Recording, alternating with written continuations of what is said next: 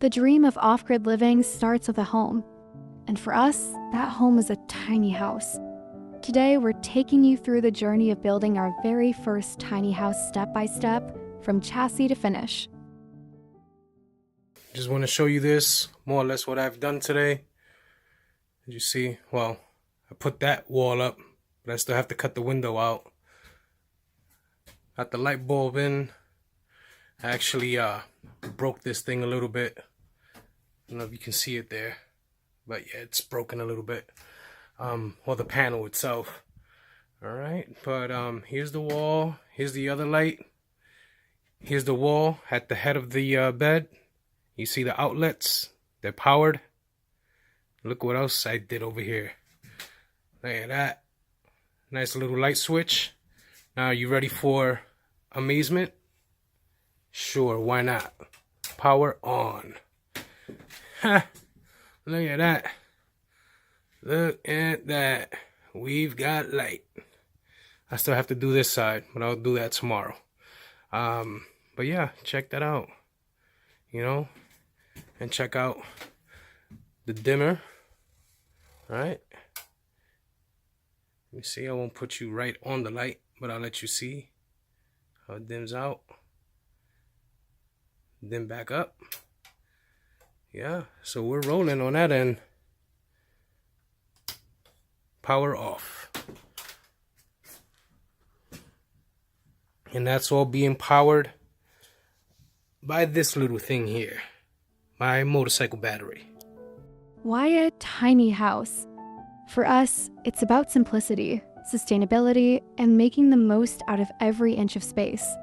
It's a home that fits our lifestyle off-grid, functional, and deeply connected to nature. I was a personal chef with a thriving business. Most of my clients were super wealthy with huge houses and a lot of stuff, but they weren't happy. I was there cooking for them for the entire week, but they almost never were home to share a meal together with one another. Oscar was busy with his super popular barbershop, but he too felt the call to simplicity. We were seeing that the American dream wasn't working for us. So we opted to minimize our possessions and live more simplistically, more intentionally. Before building, we needed a solid plan. We considered having natural light via skylights, lightweight material for the walls, since we had to be able to drive our home, insulation for the desert nights, lots of storage for all my cooking needs. We didn't know how cold it would be in the high desert, because back then we thought all desert was the same. Wall up, window cut out, window cut out. Alright, the lights still doing their thing.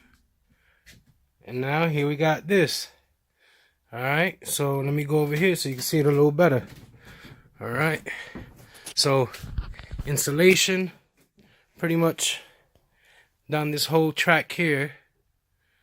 Alright, up until where the bathroom is. So I have that insulated.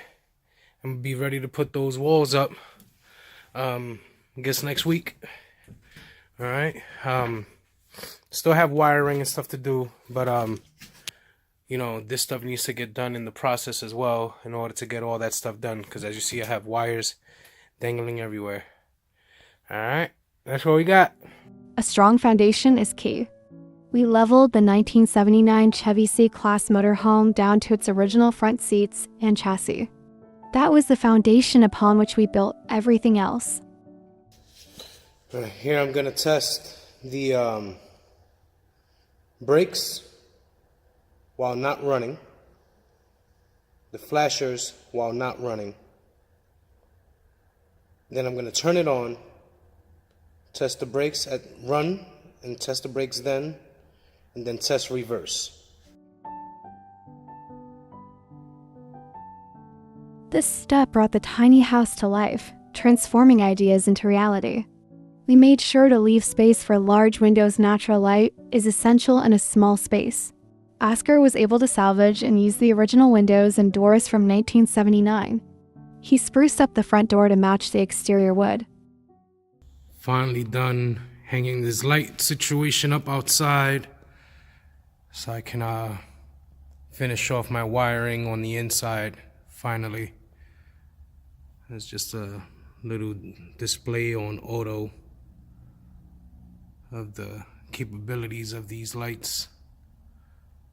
It'll be real nice out there in the desert on the chill tip, low lights, maybe red light special. And this flashes for when we're calling the aliens. Living in the desert means extreme temperatures, so proper insulation was a must. We used regular insulation, but with a low R factor, not knowing that we would be a mile high, where it gets very cold and even snows at night in the winter. We had a regular shingle roof that all tore off during transport because the extreme speed that the trucker was using to transport our home to us after it broke down.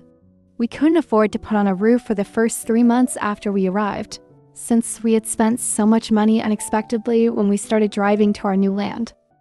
We have wiring together here for power. So we have the AC outlets in. They're all working. I figured out that that the one outlet that I was having a problem with isn't working. So I'm gonna have to switch that out tomorrow. But there's another AC outlet. Okay. Light in the kitchen area. Light in the bathroom. That's all DC power though. Here's more AC power. The white lines are what you see, that's all AC power. Alright. Oh, I put the water pump over here just to test it out and see if it's got some power. And it sure does. Check this out. Can you hear it? Yeah, that's the water pump running with no water and pumping nothing.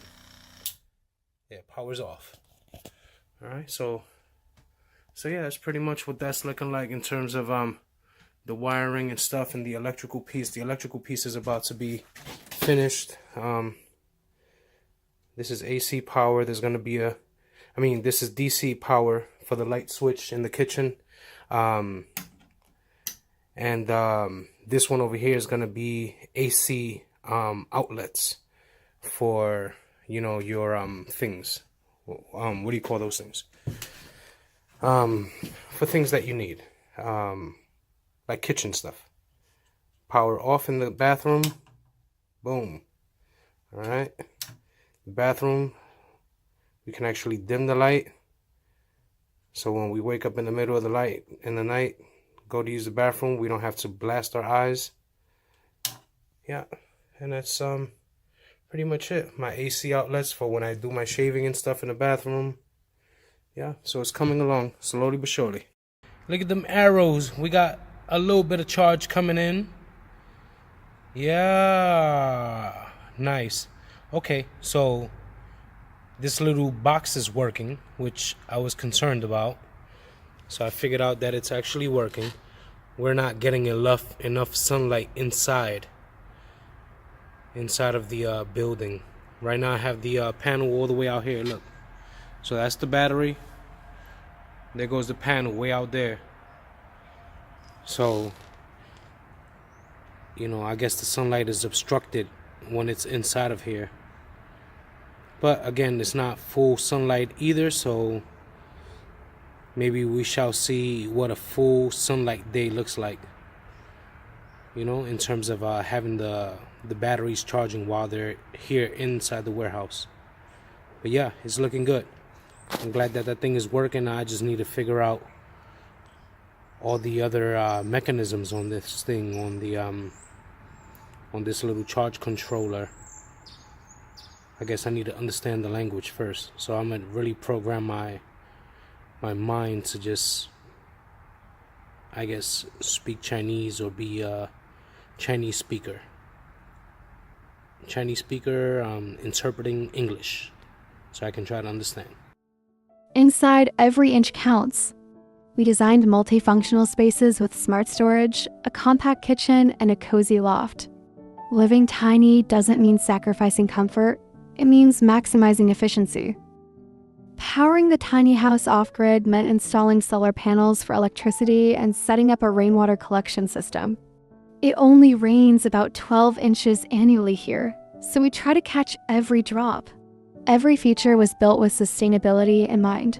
After 2 years of hard work, our tiny house was finally ready.